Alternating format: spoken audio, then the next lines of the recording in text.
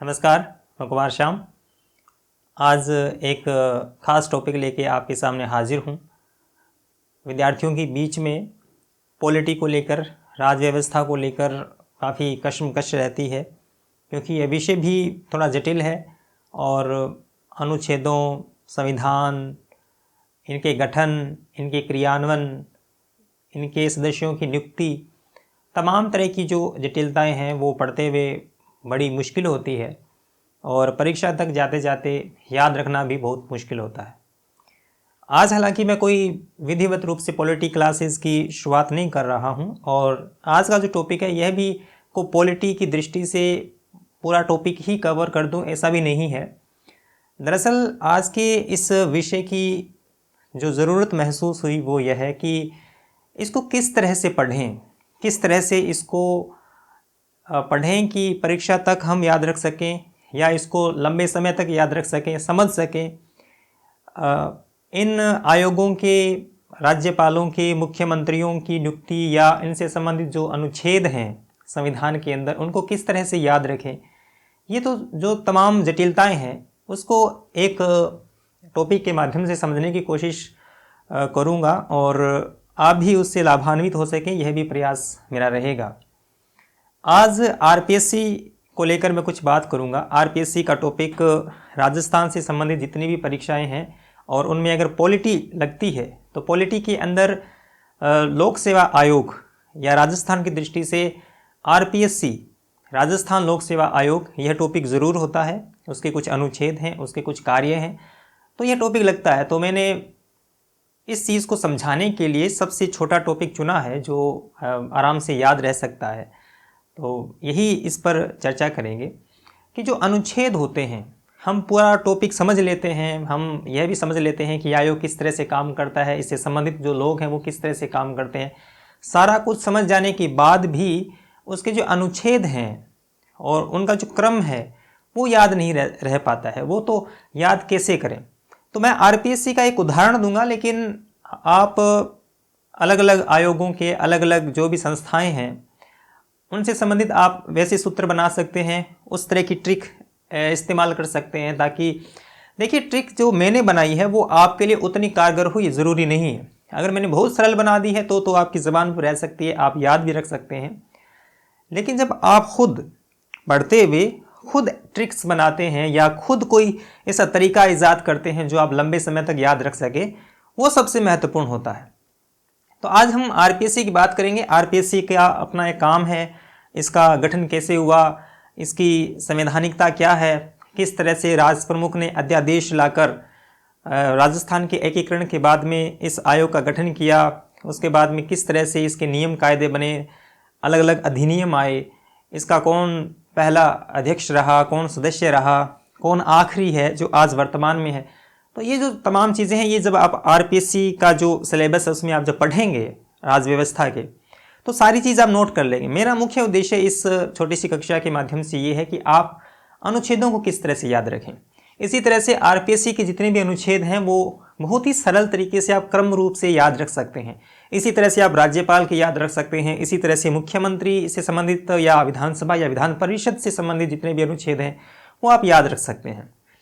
तो सबसे पहले आप इस बात को समझिए कि संविधान के अंदर यह प्रावधान है कि देश के स्तर पर यूपीएससी जो संघ लोक सेवा आयोग है और राज्य के अंदर राज्य लोक सेवा आयोग होता है, जिसके आगे राज्य का अपना नाम लगा होता है। तो ये आयोग गठित करने होते हैं संविधान के माध्यम से और इन आयोगों का काम होता है कि सरकार की अनुशंसा से उस राज्य के अंदर परीक्षाएं अंजाम देना, परीक्षा का कार्यक्रम तैयार करना, परीक्षा पद्धतियां बनानी, यानी मोटा मोटी परीक्षाएं करवाने का काम इस आयोग का होता है। और आरपीएससी संबंधित राजस्थान में कितनी प्रतियोगिताएं हो रही है, कितनी परीक्षाएं हो रही है, वो आप जानते ही हैं। तो ये संवैधानिक आयोग है, संविधान के अंदर इस आयोग का जिक्र है और संविधान के कुछ अनुच्छेद हैं उनमें इसका जिक्र है। तो जो लोक सेवा आयोग है राजस्थान का, ये आरपीएससी, इसी तरह से यूपी में भी है, इसी तरह से मध्य प्रदेश में भी है एक आयोग जो हर राज्य के अंदर होता है। एक संघ के स्तर पे यानी केंद्र के स्तर पे होता है, जिसको आप यूपीएससी कहते हैं। राजस्थान के स्तर पे है, उसको आप आरपीएससी कहते हैं, जिसका मोटा मोटी काम है परीक्षाएं करवाना, भर्तियां करवाना, और जो सरकार नौकरियां निकलाती है उनका पूरा पूरा बंदोबस्त ये आयोग करता है।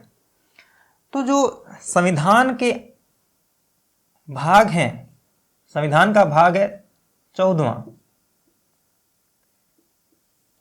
उसके अनुच्छेद हैं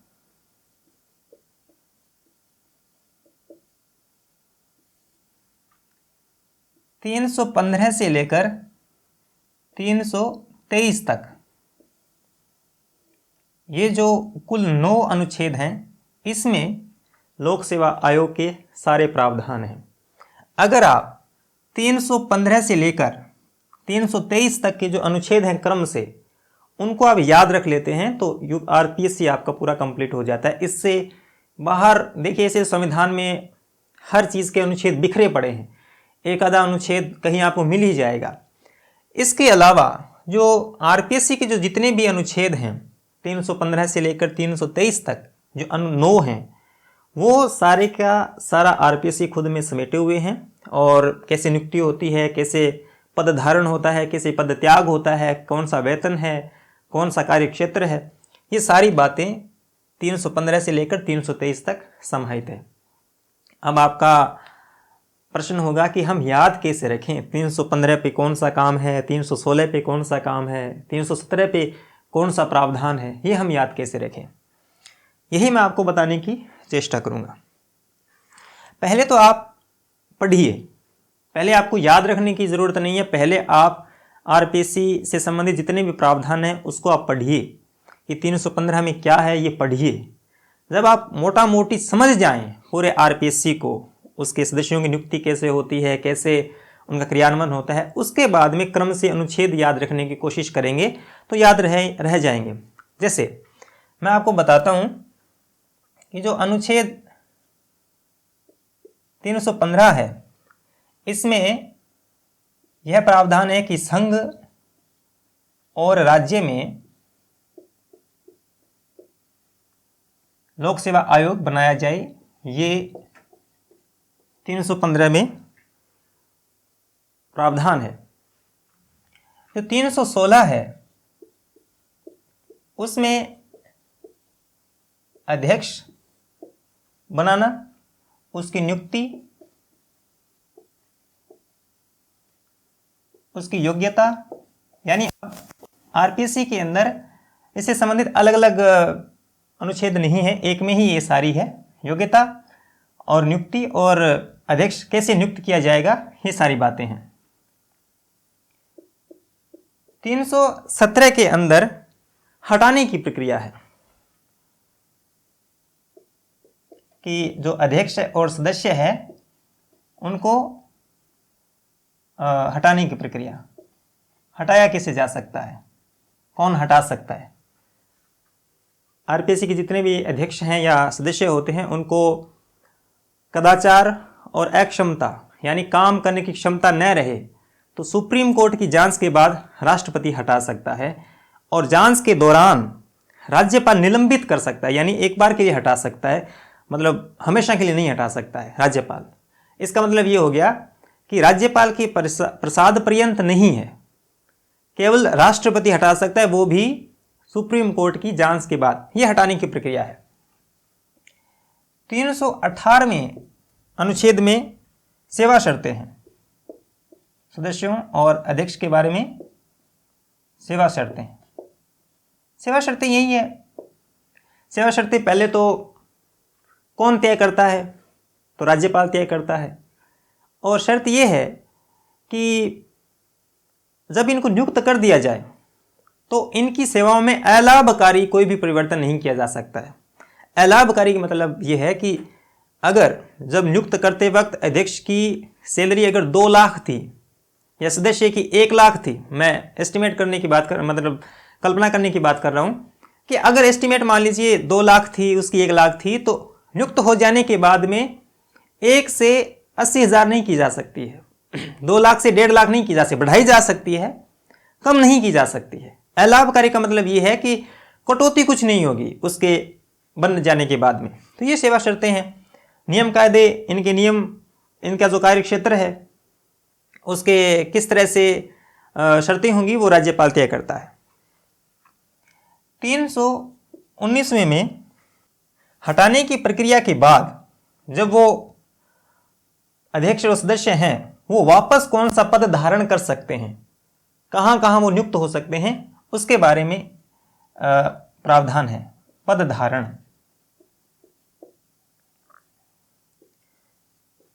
320 में कौन से कार्य हैं, 321 में कार्य क्षेत्र। कार्य क्षेत्र का अर्थ यह है कि किसी भी राज्य का विधानमंडल कानून बनाकर आरपीएससी का कार्य क्षेत्र वो बढ़ा सकता है, सीमित कर सकता है। ये विधानमंडल के हाथ में है, ऊपर संसद के हाथ में है। 322 के अंदर वेतन, भत्ते और पेंशन, इसके सारे ये प्रावधान है। और 323 के अंदर है रिपोर्ट। आरपीएससी अपनी रिपोर्ट किसको सौंपेगी? आरपीएससी अपनी रिपोर्ट सौंपती है राज्यपाल को। ठीक है, तो ये जो 9 अनुच्छेद हैं, इन अनुच्छेदों में ये आपके प्रावधान है। ये आपको क्या है बारीकी से पढ़ना है। हटाने की प्रक्रिया क्या है, सेवा शर्तें कौन सी है, पद धारण कब किया जा सकता है, कैसे किया जा सकता है, कार्य क्या है, कार्य क्षेत्र कौन कौन मतलब कैसा है और कौन बढ़ा सकता है। ये सारी चीज़ें आप जब आरपीएससी पढ़ेंगे, उसका सिलेबस पढ़ेंगे तो आप सारी चीज़ याद रख सकते हैं। महत्वपूर्ण क्या है, इस वीडियो का मोटा मोटिव क्या है, वो ये है कि इन अनुच्छेदों को क्रम से याद कैसे रखें। पढ़ तो लिया, हमें समझ में तो आ गया कि भाई रिपोर्ट राज्यपाल को सौंपेंगे, लेकिन जब रिपोर्ट पूछा जाए कि कौन से अनुच्छेद में इसका उल्लेख है तब हमें याद नहीं रहता। तब हम आरपीएससी संबंधित ये जो 9 अनुच्छेद हैं इनको क्रम से कैसे याद रखें। तो एक छोटी सी लाइन आपको याद रखनी है और कुछ याद नहीं रखना है, आपको छोटी सी लाइन याद रखनी है। वो लाइन याद कर लेंगे तो आप पूरा आरपीएससी 1 मिनट में याद रख लेंगे। अब सारी जो मेहनत करनी है वो उस पंक्ति को याद रखने की मेहनत करनी है, चाहे उसको आपको 3 बार रिवीजन करना पड़े, भले ही 4 बार रिवीजन करना पड़े। एक लाइन याद रखिए, उसके बाद क्रम से आप अनुच्छेद याद रख लेंगे। अनुच्छेदों के साथ आप ये काम भी याद रख लेंगे। इनके अंदर की जो बातें हैं वो जब आप पढ़ेंगे आरपीएससी विस्तार से तब आपको याद रह जाएगा, क्योंकि पद धारण है तो आपको पता है कि जो अध्यक्ष है वो जब इस पद से हट जाता है तो वापस न तो वो सदस्य बन सकता है आरपीएससी का और न ही अध्यक्ष बन सकता है। आरपीएससी का जो सदस्य है वो जब पद से हट जाता है तो वो वापस सदस्य पद ग्रहण नहीं कर सकता है। सदस्य अध्यक्ष बन सकता है लेकिन अध्यक्ष सदस्य नहीं बन सकता है। समझ रहे हो? यानी हट जाने के बाद में अपने पद से ऊपर ही जाएंगे, नीचे नहीं आएंगे। तो सदस्य ऊपर जाएगा तो इससे ऊपर अध्यक्ष तो होता है, तो ये अध्यक्ष तो बन सकता है लेकिन वापस सदस्य नहीं बन सकता है। अध्यक्ष क्योंकि हट गया तब उसको ऊपर ही जाना है, मतलब उन्नति ही होनी है। तो अध्यक्ष है वापस अध्यक्ष नहीं बन सकता, सदस्य नहीं बन सकता क्योंकि सदस्य तो अध्यक्ष से छोटा पद है। तो ये क्या कर सकता है, ये ऊपर संघ लोक सेवा आयोग है, यूपीएससी में अध्यक्ष बन सकता है, सदस्य बन सकता है।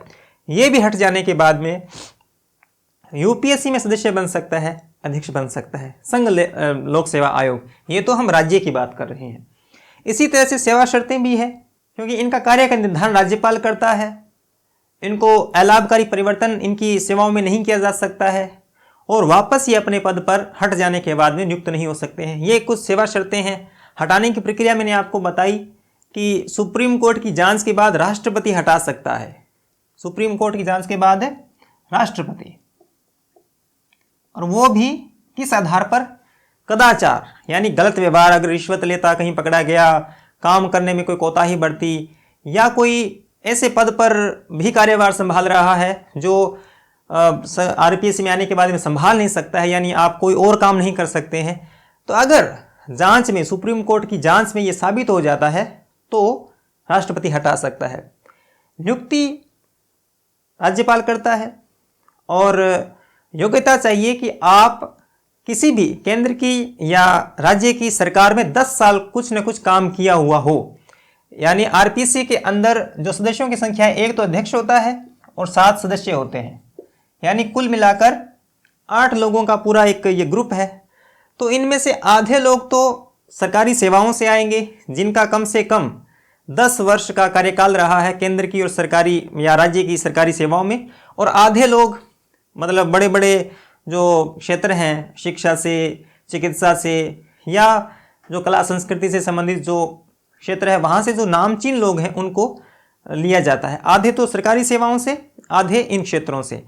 तो युक्ति और योग्यता तो इस तरह से है। और 315वें अनुच्छेद में तो संघ और राज्य में लोकसभा आयोग होना चाहिए, ये प्रावधान है। वेतन और भत्ते, राज्य की जो निधि है, राज्य की जो तिजोरी है, जिस राज्य के लोक सेवा आयोग के ये अध्यक्ष और सदस्य हैं, उसी राज्य की तिजोरी से इनको पैसे दिए जाते हैं। यानी जिसको आप पॉलिटी की भाषा में कहें संचित निधि, वहाँ से रिपोर्ट, यानी जो भी काम किया उसकी रिपोर्ट इनको राज्यपाल को सौंपनी होती है। काम, परीक्षाएं करवाना, परीक्षा का शेड्यूल तय करना, परीक्षा किस तरह से करवानी है, कब आयोजित करनी है, कैलेंडर जारी करना, सारी चीज़ें इनके कार्य हैं। कार्य क्षेत्र का अर्थ ये है कि जिस राज्य में ये हैं, जैसे आरपीसी की अगर बात करें तो राजस्थान में जैसे विधान परिषद तो है नहीं, तो जो विधान सभा है वहाँ विधि बनाकर इनके कार्य क्षेत्र को बढ़ाया जा सकता है। तो ये सारे प्रावधान है, और प्रावधानों में जो काम है वो मैंने आपको बता दिया। अब इनको याद कैसे रखें, इनको क्रम से याद कैसे रखें, तो आपको सिर्फ एक लाइन याद रखनी है। अब ये जो पंक्ति है ये आपको याद रखनी है, आरपीएससी अध्यक्ष को हटाने की शर्त के बाद काम का विस्तार, वेरी लिखा है मैंने यहाँ पर, करता है। अब एक अंग्रेजी में शब्द होता है वेरी, VARY। वेरी का मतलब होता है, जैसे हम कभी कभी कहते हैं ना कि ये चीज़ स्थानों के हिसाब से वेरी करती है, ये जो मूल्य है वो इन चीज़ों पर वेरी करता है। यानी वेरी का मतलब होता है मोटा मोटी किसी चीज़ पर निर्भर करना, अलग अलग होना, बदलना, अंग्रेजी में इसके मीनिंग्स हैं। तो वेरी मैंने इस सेंस में लिया है। तो इस पंक्ति को आप बहुत ही आसानी से याद कर सकते हैं, क्योंकि ये जो पंक्ति है ये इन्हीं प्रावधानों के आसपास से जुड़ी हुई है। जैसे आरपीएससी अध्यक्ष को हटाने की शर्त के बाद काम का विस्तार वेरी करता है। अब इस पंक्ति को याद करने में आपको कितने ही दिन लगे, इसको याद कर लीजिएगा, सारे प्रावधान आपके याद हो जाएंगे। कैसे याद हो जाएंगे, आरपीएससी से आप शुरू कर लीजिए। यहां से आरपीएससी यानी 315वां अनुच्छेद, इसका अर्थ ये हो गया कि आरपीएससी होनी चाहिए, यानी लोक सेवा आयोग राज्य के अंदर होना चाहिए। 315वां अनुच्छेद ये कहता है, उसके प्रावधान में ये है। अब आ जाइए अध्यक्ष,